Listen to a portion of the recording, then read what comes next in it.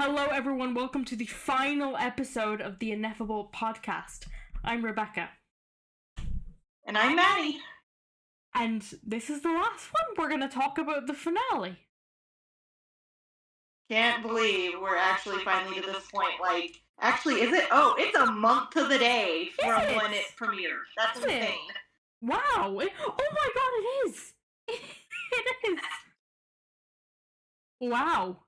Wow, that is a... Did not intend that, but here we go. We did not intend that. Oh my god. God works in mysterious ways, I guess. There we go. I don't think this one isn't going to be very structured. I think we're just going to rant. Because we have a lot to talk about. Oh yeah, we've talked a lot in our messages and whatever, but yeah, we're finally going to put it all out there into the world. So, as you all know, I hated the finale. But Madi, I want to hear your thoughts. What did you think? So I'm kind of in the middle. First off, I personally think that this was probably I'd probably give this a 6 or 7 out of 10 because I've definitely heard of and seen, either heard of and therefore not finished shows because I heard of how terrible the ending was, or seen with my eyes shows that were much worse or divided the fandoms just as much. And so comparatively, this was not as bad as it could have been, much as it did give me an emotional, devastating gut punch. But under the circumstances we were given, I think this was I think when they decided on the direction that they were going, assuming they didn't go in a totally different direction, this was the best outcome we could have come to, because I would not have wanted to been the person who had to come in and rewrite and fix and figure out how to fit in 6 episodes of content into 90 minutes. I don't envy them at all. Yeah, no, I get what you're talking about. Yeah, it's hard. They had because I think we've talked about this in previous topics. Much as it might have felt a little bit cleaner and more cohesive if they had just written something from scratch that was from the get-go meant to fit into the 90-minute format, then because of rights laws and whatever, if that had even been allowed, I don't even know that that would have been allowed, but even if it had been allowed for them to scrap everything that had come before, or everything that they'd been given, then they would then not have been allowed to use any threads of what Terry had initially thought of for the ending of Good Omens. And so it's so I think that's the price. That's, I guess, you decide the price you pay. Again, I don't even know if it would have been allowed for them to do something completely different and write their own thing without any input from the original 6 manuscripts. But if it had, then you would have been like, well, we now know that this is not at all what was originally talked about or intended or thought about, or the threads of what had happened were going to happen were not there at all. And so I think the only thing that could have maybe, I don't know, I think most of the problems with Good Omens therefore stem from you've heard the phrase "kill your darlings," right? Yeah.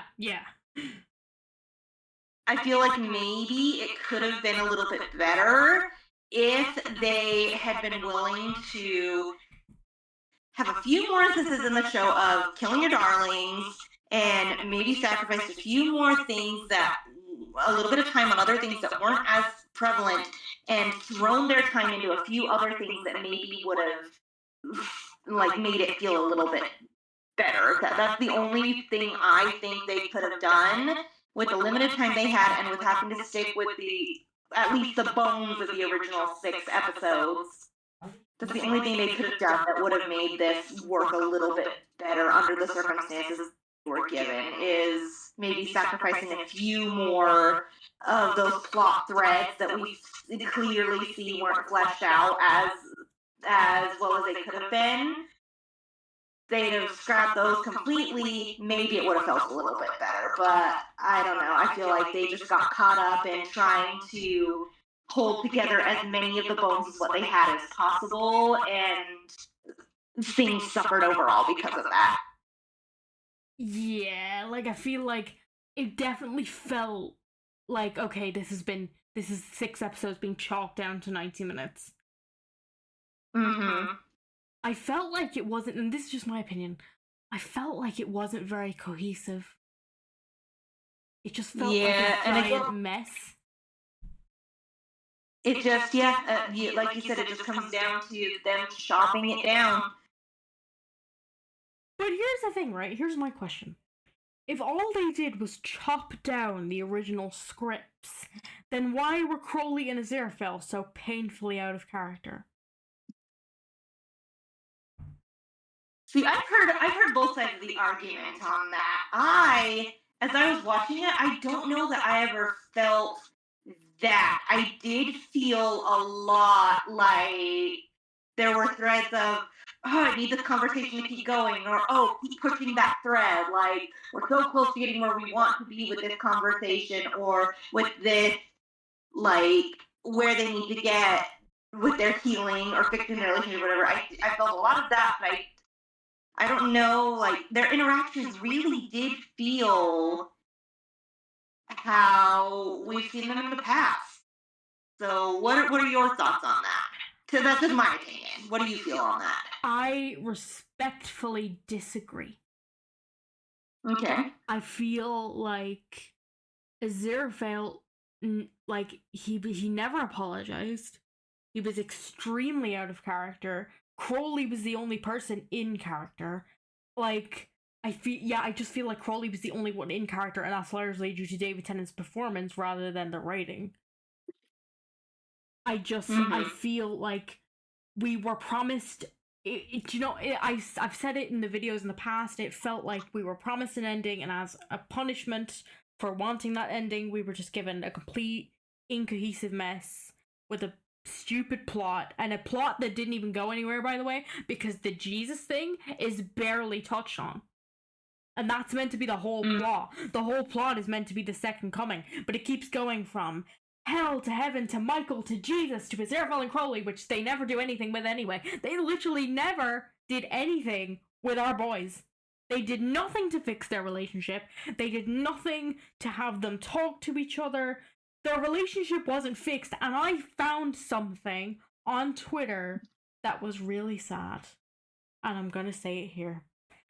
There was a tweet where somebody said, at that point, Crowley chose to give up his form and Aziraphale's form because he'd given up on Aziraphale. He knew that nothing was going to change. He knew that they could never be together, that Aziraphale would always go back to heaven, and he'd given up. Which is even worse. And I can firmly say that if we'd gotten the ending we wanted, I would have forgiven how bad this finale was. But because we didn't, I can calmly say that I hated the finale with all of my being, and I will not be watching it again. Because it was a waste of my life. It was a waste of my day, and it was 90 minutes that I'm never getting back. But see, Madi here is nicer than me. So she's gonna say nicer things. I'm not. I'm gonna be the Crowley of the situation, and Madi's gonna be the Aziraphale. I'm gonna be the person who is literally, I hated it, I hate you all, and I hate everything about it. And Madi over here is gonna be the nicer one, of course, who's gonna be like, no, I can see where you're coming from, but I disagree. And that's great, because we haven't really had many debates in our time together on the podcast, and I feel like this would be a really good time to have those debates. Yeah. And I think the reason that I am a little more forgiving of it is, like, I think it's just It goes back to that TikTok that I sent you. I think it was just yesterday. Yeah, I think it was yesterday. Because that is literally, basically the TikTok is this girl is playing, like, head executive of a show, and a bunch of characters come up to her, like, where am I going? How's my ending? And, like, basically all of the main characters keep getting sent to the you die door. And so that's, like, that is why, that's why after I got over the emotional gut punch of, like, did I really just watch that? Is that really how they ended it? My gut instinct was, well, I don't know why I expected anything different. That tracks. That's literally what I thought, because this is another thing that was said on Twitter that, like, somebody posted this. They're like, okay, when was the last time in the last 10 or so years, when was the last time any show, or, like, at least any big profile show, like, not your smaller ones, but your big high ticket, your Stranger Things, your Supernatural, like, your big ticket shows, when was the last time a show gave a gave their audience an ending that not even just satisfied them, but, like, didn't minimize, polarize them, to put, like, at the least polarize them, versus completely piss everybody off. Yeah. Like, when was the last time that happened with any show? And I'm like, you know what, you're right, Stranger Things divided a lot of the fans. Now, half of those fans, I think it's because they were pissed off that Will and Mike didn't get together, which was never going to happen, so, like, they need to get over themselves. Yeah. But, like, Stranger Things divided the fans. Supernatural! Like, I wasn't as divisive on Supernatural as a lot of people were. Have you seen the finale of Supernatural? I haven't actually seen Supernatural, so... Oh. You probably know how it ends, though, right? Yeah, I do, yeah. Yeah, so it divided a lot of people because everyone's like, oh, Dean deserves so much better. And I'm like, my guy, I'll go back to Good Omens on this thread, but, like, my guy, Dean was the one himself, countless times, who said again and again, we don't get the white picket fence life. We die bloody. That's how it ends for us. We don't get to walk away from this life. And then people are pissed when that's exactly what happened. Like, but, like, I get them being like, okay, that was the wrong way to go about it or whatever, but, like, so that divided people. Umbrella Academy just straight off pissed off at the entire fandom because everybody dies. Yeah. I refused to finish A Million Little Things. Spoilers for those of you who haven't seen that one. Apparently the main character in that gets a relapse of cancer and dies at the end of the show. And so it's like, what is with this phenomenon of, like, everybody, like, what is with this phenomenon of not having a cut and dry good ending ever? I know. And you make a really good point, because certain shows are fitting to do it, but shows like Good Omens, a comedy? Like, why would you end it so tragically? And so that's also another reason why I forgive Good Omens, is comparatively, it does, for me at least, it does lean more onto the side of the, like, bittersweet as opposed to the straight up depressing and everyone's dead thing. Because I am of the camp of, yes, this is, like, I mean, even Michael said in the thing, like, life finds a way. And I think this could have been made clearer, and, like, again, this would have been fixed, I think, with more time, but I think that the hints and the crumbs were there in that final few minutes with Asa and Anthony. The hints were there that this is intended to be a, like, we find each other in every universe type thing. their love literally created this whole new universe, and so they were brought back together, like, they can't be kept apart kind of a thing. But, and I think that's also maybe why they didn't cut some of the, Find the Lady that took up so much time in the finale is, and like could have been expanded more and made clear if they had more time, is because maybe that was supposed to be the whole point of the Find the Lady is, oh, even though God literally meant to wipe the slate clean, nope, they still won against the house. They still bet against the house and won, because even though they weren't supposed to exist anymore, in some form they still do. Like, they still found the lady and beat the house kind of a thing. Yeah. So I think that's what they were intending, but I get how that is still, it is still a sucker punch. Like, I wish they'd have gone into a little bit more about, like, oh, maybe they do, like, find, maybe eventually they do get their memories back, or maybe this is a thing where, like, a lot of fan fictions I've seen, they keep getting reincarnated again and again and again, but then, and they don't, like, during their reincarnations, they don't necessarily remember their full selves, but then they, like, go back to a holding place, like maybe the bookshop in another pocket universe or whatever, and then they have that time together, and so they, like, keep reconnecting with each other in between these, like, reincarnations. I don't know. This is all stuff that maybe could have been clearer and maybe could have made it less of a sucker punch just if they'd had more time. Yeah, I also like to think, like, it would have ended either way. It would have ended the way it ended, whether certain people were involved or not involved. But for me, it just ruins the whole thing. For me, it's literally a case of, well, none of that ever happened. It's not just that they died, it's that, seasons 1 and 2 never happened, it's not a universe, it never existed, And I get why Crowley wanted to do that, but wasn't Crowley the one who wanted to run? Wasn't Crowley the one who wanted to get away and be a coward? And then all of a sudden, out of pocket, he's literally, in season 3, he's literally like, I want the people to have a chance. You didn't give a fuck about that in season 2, my boy. You didn't, like, I'm not blaming him either. I'm just saying, like, it's inconsistent characterization, in my opinion. Like, I would have been okay if the two got to express their love freely, even for a moment.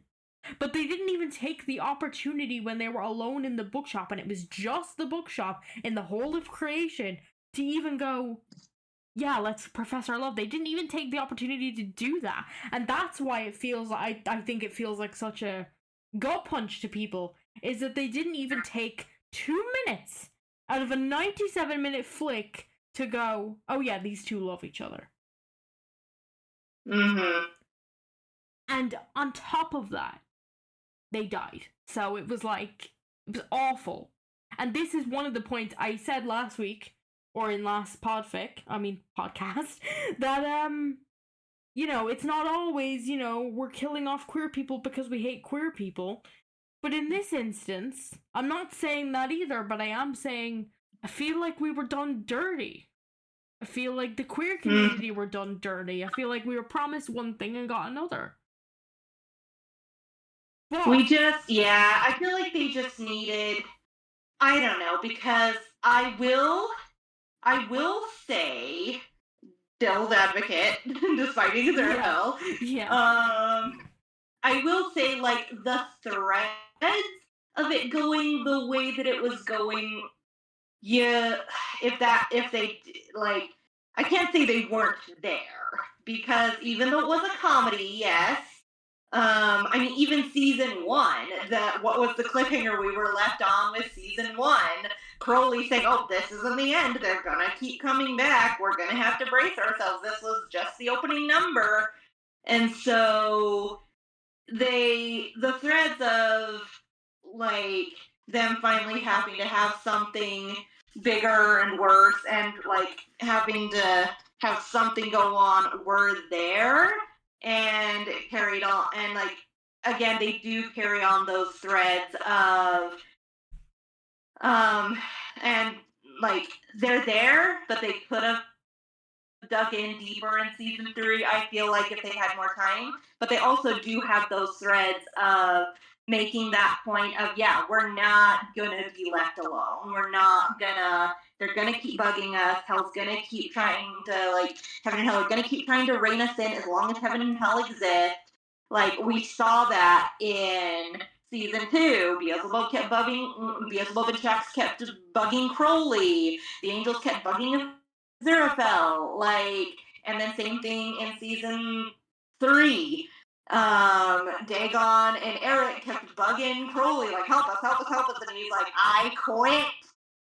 Get the memo. And so I love that scene so much with our poor little depresso burrito. But here's the thing, right? There's a way out of that. Why didn't they just ask God to make them human with their memories intact? Yeah, that's what a lot of people are saying, like that.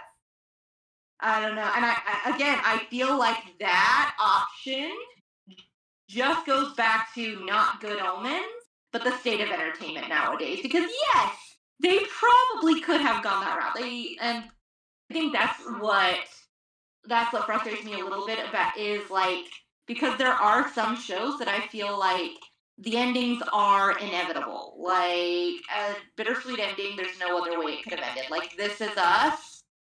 Oh, that God. ending was... Have you watched it? I have, yeah. It was so sad. Like, I bawled my eyes out at the final episode. But, like, that was...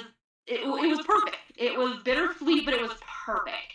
And so I think that's what frustrates me with Good Omens, is, like, they could have gone a different direction and they could have softened it, but they went full on, like, they pandered to media nowadays. They fully pandered to what the latest trends in media are, and went with, for some reason, this big self-sacrifice, traumatic, like, whatever ending that seems to just...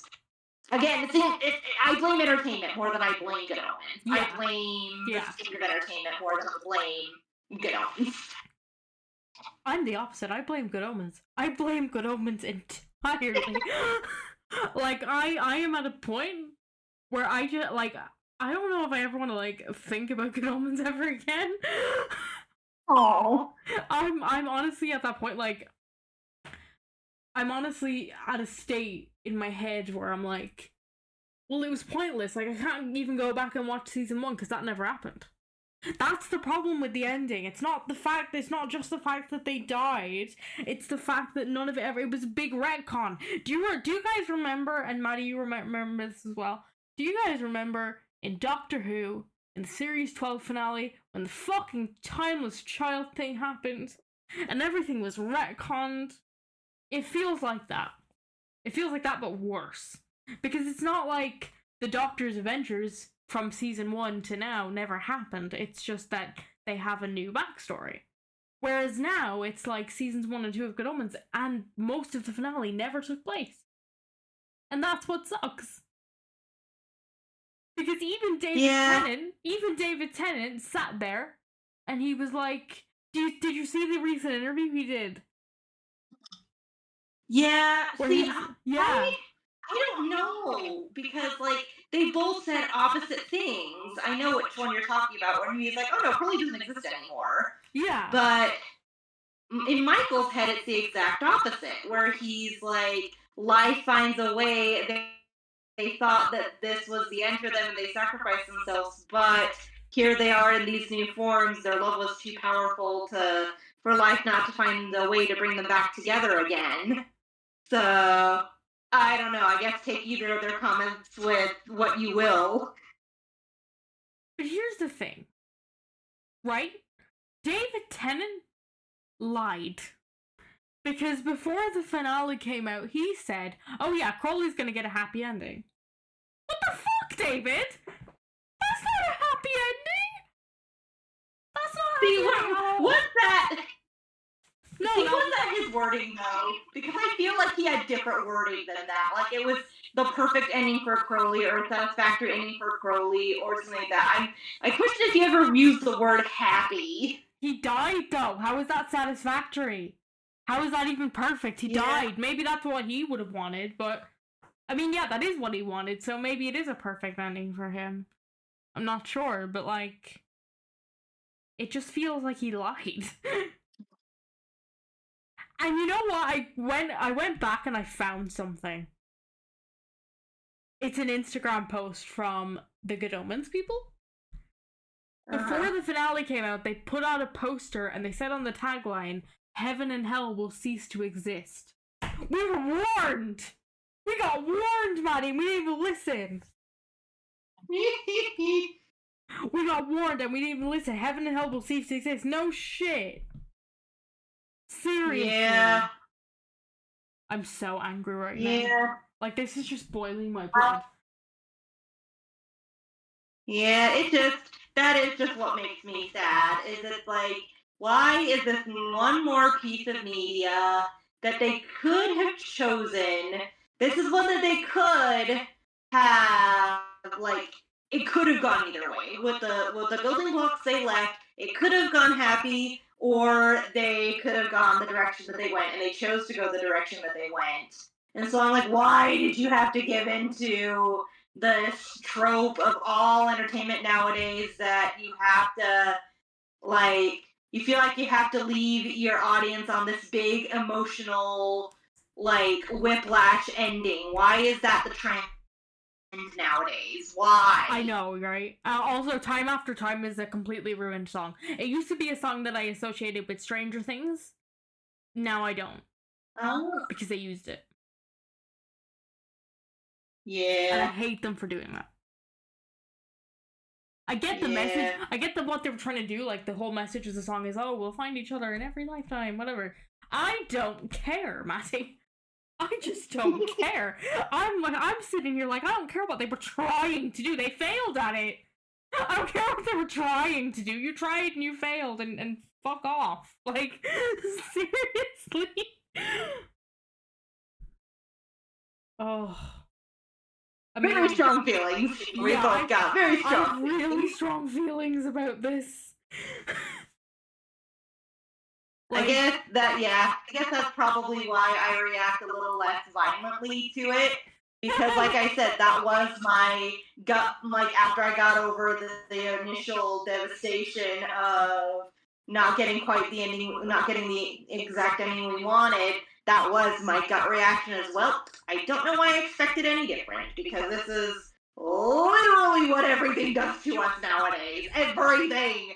So I don't know why I expected any different. I remember, though, like, I'd seen it before you, and then I said, you texted me and you went, have you watched it yet? And I was like, yeah, I've watched it, I'm not saying anything. And then you text me back and you were like, ow. I was like, I know. Yep. I was like, oh god, did you hate it? Like, would you say you hated it, the ending? I really, like, I think I was just in a... I don't even remember what it was. I feel like there's only been one other time that I've watched something that has just, like, gut punched me, left me just, like, in such a state of shock that I couldn't sleep. And I'm just, like, but that literally, I'm not kidding. That was my reaction. Is I'm like, why did I expect any different? Why did I think that they were going to go a different route when I've been proven wrong time and time again with so many other shows that I've watched? Why do you all still hate their fans nowadays? Yeah, like, I just don't trust writers anymore. I don't even trust myself, because I love a sad ending. And now I feel like, because the reason I was able to do all those sad endings in the podfics for so long was because I thought in my mind, stupid me, that we were gonna get a happy ending in the actual Good Omens, so it didn't matter. Was I wrong or what? Yeah. And again, I will keep going back to, maybe it would have felt less of a gut punch if number one, Crowley and Aziraphale had more time, like, if they just overall had more time, if they'd been able to have some conversations more than what we had, because I will say we had some, like, some people have pointed out, like, oh, little as we got because of the time restraints, Crowley they were quite a bit more upfront about their relationship than they've ever been before. Like, Crowley just spelled it out, like, several times, like, when he was like, those good choices, does that include choosing heaven instead of me? Like, he just spells it out. But they never and even same talked thing about the kiss, with, bro. what was that? They never even talked about the kiss, though. That I will say. They did totally leave out the kiss, so I will give you that. They didn't talk about the kiss, but there are several times, same thing in the Bentley, when he's like, oh, you leave me to fix heaven, and then you make it a bigger mess than it is already. So there were the threads of them, like, they just needed to dig deeper into those conversations that they skated over the top of them, I feel like. And you know what they had the beginnings of, they scratched the tip of the iceberg with those conversations, and they just needed to go deeper. But you know what, they could have done that. They could have taken 2 minutes to be like, hey, I'm sorry I kissed you without your consent. Oh, holy hell. Or even just to talk about it, like, why did you kiss me? Oh, I was trying to get you to stay. That's so easy. You could have taken 2 minutes. Like, even when they were in the bookshop, all they talked about was, oh, we're the last people in creation. We've got each other. Never once would you say, oh, by the way, I'm in love with you. No, not once. My Podfix did better fan service than that shit. And I'm not usually one to boast about my own work because I'm very insecure about it.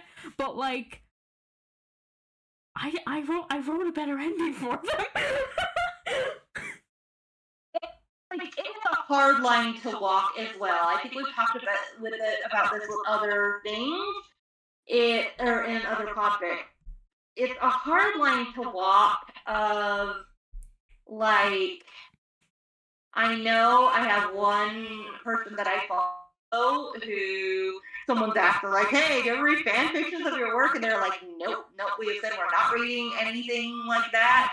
We do not want fan fiction to influence our work. And so, like, I get it's a fine line to walk of, like, not wanting it to feel like this is straight up fan service. This was totally 1000% influenced all by what the fans wanted. You're literally copy pasting every fan fiction trope that's ever been written about this couple ever.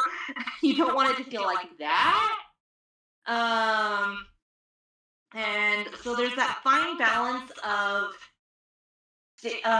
yes, giving the audience what they want, but not being too influenced by what the audience wants, that you go the opposite direction and lose your artistic integrity of what you had always planned for this thing to be. Yeah. So it's hard, it's tricky going that line, because I feel like if you went the other way, you'd have people complaining about, okay, this was just straight up fan fiction. This was so not in character, or so not how they started season 1, that you're just straight up fan fictioning this right now. So that is a tricky line to walk as well. But, like, it's so disappointing because in the early non-spoiler reviews, they were all like, oh yeah, this is gonna, like, the Ineffable Husbands fans will love this. I was like, what? I was like, are you serious? Like, yeah, maybe some people did love it. Like, if you go online, you'll see people who did love it, but genuinely, but, like, it's not ideal. Like, I think I speak for everyone when I say I would have preferred for it to be them rather than human. And I think that's just one, again, I'll keep hammering this home about its biggest problem is time restraint to me. Because I think, again, there are, I've probably watched it more than you have, especially that last little bit. Like, I've watched that last little bit a number of times. And there are hints at it being them. Like, because I mean he has Crowley literally has the exact same name. Someone pointed out the outfits that they're wearing are more how they describe their outfits in the book than what we ended up seeing on screen. Aziraphale or Aza, I guess, in this form. Aza uses some language that was very specific to Aziraphale and that we know Aziraphale used. He says tickety boo. He says scrumptious. He likes his food. They have black and white coffee mugs when they're in the South Downs. Crowley likes, or Anthony in this form likes stars. So I feel like they threw in the hints there, but it could have been more explicit. And if we had seen more of them, I feel like they could have made it more explicit that this is still them, even if it's in a different form, it is still at their essence who they are, kind of a thing. But time! Yeah, but I feel like that's where I have to disagree with you, though. Because I feel like the Aziraphale and Crowley we fell in love with had certain characteristics that these two don't have. Like, yeah, like Aziraphale has his characteristics, and I mean Aza has his characteristics, and they're very adjacent to Aziraphale, but other than those characteristics, those few characteristics that he shows, like Crowley is nothing like Crowley. He's more like Angel version of Crowley. And I just feel like we're looking at two strangers. That's what. And that's valid. And like I said, maybe it would have felt less like that if we'd had more time with them. Yeah. But we didn't. I'm so annoyed, Maddie. I'm so annoyed. No, it's valid. And that's just what I go back to that tweet is it's like, why can no finales stick the landing ever? Why? And that's again why I don't blame Good Omens, because it's this pattern nowadays and it drives me nuts. Get out of the pattern. Stop it.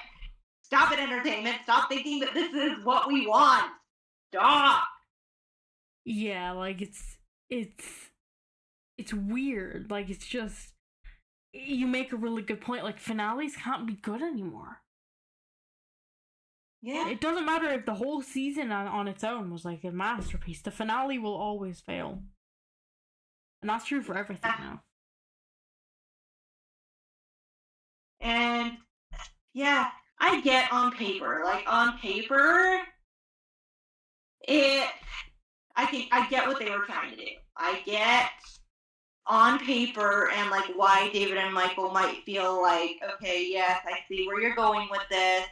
We're gonna commit to this. Like, I see where they're going on paper with this whole they fall in love with humanity so much that they are willing to do whatever it takes, even if it means not being together in the forms that they are, and thinking that they're going to be completely gone. This is what they need to do to protect the humanity that they've both fallen in love with so much. But I don't know. On paper it works, but it's just like, why did you have to go that direction? Why couldn't you have been the one show that would stand out and give us a cut and dry happy ending? Good Omens. Why did you have to fall prey to what everyone else is doing? I know, right? Because you writers were too influenced by everyone else and thinking that what everyone else is doing is what the fans want when it's not. Like, I saw somebody, I think they wrote Terry's autobiography, say that wasn't Terry's original intended ending at all. Like, it wasn't supposed to end like that. And that makes it even worse for me. It's like, if this wasn't Terry's original ending, what was the point? Were you just trying to like stab us and twist the knife a little bit until it really hurt? just for wanting an ending in general. And that's why I stand by my original point that we were punished. Because no, like, why would you end it like that? It's obviously probably not what Terry wanted, and it's not what any of us really wanted either. Like, my stomach dropped when I saw the words, the South Downs 20 years later. My stomach dropped, and at that point I was supposed to be all happy and smiley and sunshine about it, and I just wasn't. I was just like, I was so sad. Yeah. I would give the That's finale. my thing. Oh yeah. Yeah, because like technically we did get our South Downs ending that we wanted. Technically, I just wish that they had taken a little more time to either earn the ending that they earned, make it feel like it made more sense, or tweaked just a little bit to make it feel like a little bit less of a gut punch, and that there was more of Crowley and Aziraphale still left. More of, more of their essence still there. Yeah. I'm think just grieving them. Yeah, like, I'm just grieving them right now. I'm still grieving them, and I know it's not natural, they're fictional characters, but I really just fell in love with them and their dynamic. And now it just feels like it's gone forever, you know?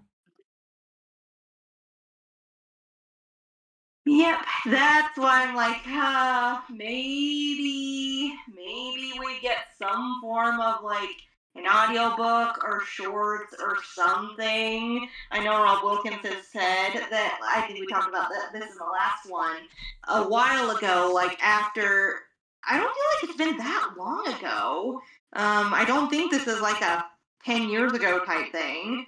I feel like he has said that he wants to, in some form, try to not let Good Omens just die out. And so I don't know, maybe there's a way they can like expand things and add to like what was happening and make it a little clearer.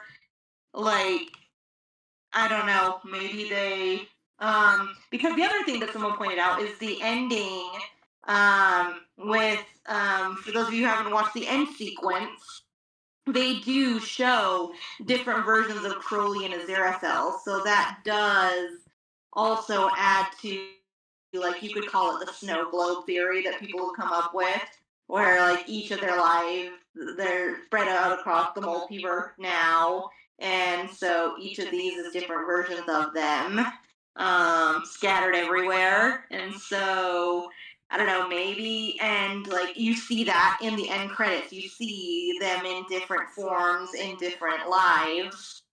And so maybe they could do something more with expanding on that and making clear with more time. Like, no, this is what we would have made clearer if we had more time. Like, that this was our intention. That they are still out there all over the place. That they still exist, kind of a thing. I don't know. We can dream, but I don't know if it'll ever. It was just like, the minute like You're My Best Friend started playing over the credits, I'm like, well, that's that song ruined. I hate it now. And I love Queen, but that song ruined now. I gotta tell the podfic what happened with Time After Time to me. I texted you about this, right? Yeah, I remember this, yeah. Literally less than 12 hours after I watched the show, less than 12 hours, I walk into work the next morning and someone is playing Time After Time over their speakers. Oh, and I'm like, you're kidding. That was the universe trying to fuck with you. I'm sorry, that was. No question about that. I'm like, ow, it still hurts. Let me get over it for a minute, please. I don't Let me let this song settle so it doesn't hurt as much. Sorry, what were you saying? that was the end of my comment. I'm just like, let it sit for a minute so it doesn't hurt as much before bombarding me with that. Yeah. Like, I didn't sleep that night. I was, like, so upset. I just stayed up all night watching Doctor Who. And even then, I was like, I didn't watch any of the David Tennant episodes because I was like, looking at David Tennant just hurts right now. Yeah. That's what fanfiction is for, right? I've been reading. Yeah, like, I never looked, but I can imagine the amount of fanfics that came out that day alone. Just to, like, fix everything. There's almost 100 pages of fanfic already. Oh, is there really? Oh my god. It's been a month, lads! Calm down! Yeah, it's every bit as insane as it was after season 2. I've never seen a fanfiction blow up as much in real time as I did after season 2, and how many people were losing their minds after the final 15. If people want proof for that, they were the top couple on AO3 that year. Yep. I'm interested to see if that happens this year. I'm gonna have a look, actually, one second. I'm gonna have a look and see where they are on the AO3 chart. Okay, I don't use AO3, so I have no idea how this works. I'm just gonna look up Good Omens and see. Oh my god, hold on.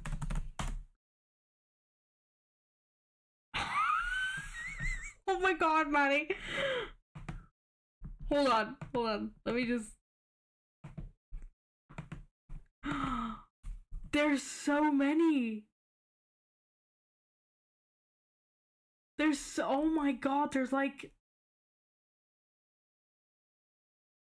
86,137. Now, to be fair, that would have been from the beginning of the fandom. Let me see how many specifically have been written since the finale. How would we know that? You would, in your filters, you could go over to the side, and it says stay updated from, and so I put in May 13th, 2026. Yes, 101 pages. Of it. Pages, not even just fanfic. It's been a month. Yep. Oh my god. So, yes, I've been living off of fic. That makes sense. Or continuation fic. There's been a lot of that have basically expanded on exactly what I said. Like, oh, let's go with, like, the theory that just however you want to tie in. Like, oh, the snow globe theory where they have all these different lives, but then they reconnect in between those lives in this, like, in-between space. And maybe in some of them they regain their memories on Earth. Sometimes they don't, just depending on the fic. But or I'm reading one that's really right now where basically they say that wasn't quite Aziraphale, like, screw something up, I guess, where I guess when they made the decision he wasn't fully on board. He's like, Crowley, this is what you're really asking?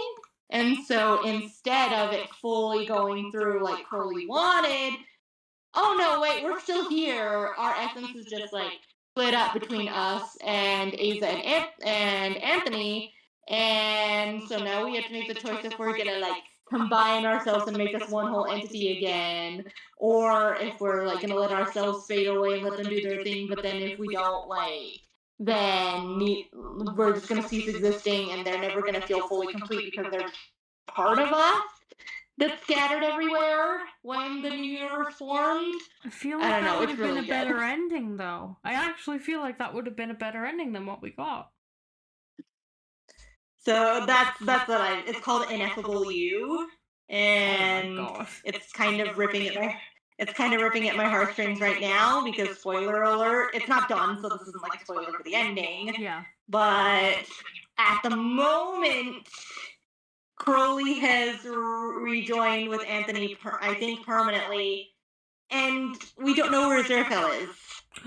I think that, yeah, he went back. Aziraphale at first was deciding that he wasn't going to because he's like, I screwed up too much. I couldn't even listen to Crowley, and like now I've screwed this up even more by not listening to what he wanted, and so I'm gonna let him move on and like be happy with Asa and like live his own little life on Earth that he always wanted to live.